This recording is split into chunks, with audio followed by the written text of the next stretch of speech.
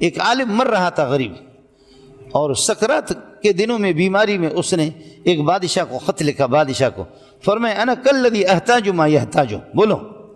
انا کالذی احتاج ما یحتاج، میں الذی ہوں، الذی جس چیز کا محتاج ہے میں بھی اسی کا محتاج ہوں، اور الذی صلہ کا محتاج ہے، اور صلہ گفٹ کو بھی کہتے ہیں، جملہ صلہ بھی ہوتا ہے، وصل یصل وصل سے صلۃ، جیسے کہ وعد یعد وعد سے عدۃ،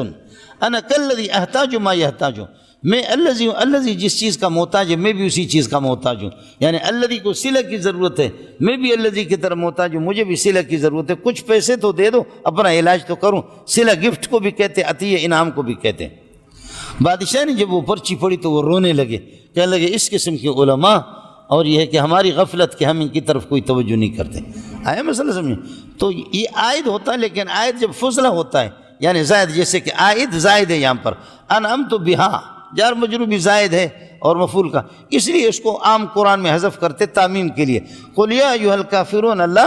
اعبد ما تعبدونہ ولا انتم عابدون ما اعبدہ ولا انا عابد ما عبدتموہ ولا انتم عابدون ما اعبدہ لکم دینکم، یہ ہو ہے، یہ سارا حذف ہو چکا ہے جو ماں کی طرف راجع ہے، اس کو حذف کرتے قرآن پاک۔ حذف تعمیم کے لیے ہوتا مولانا، سمجھ رہی ہے کہ نہیں؟ اختصار اور تعمیم ہے۔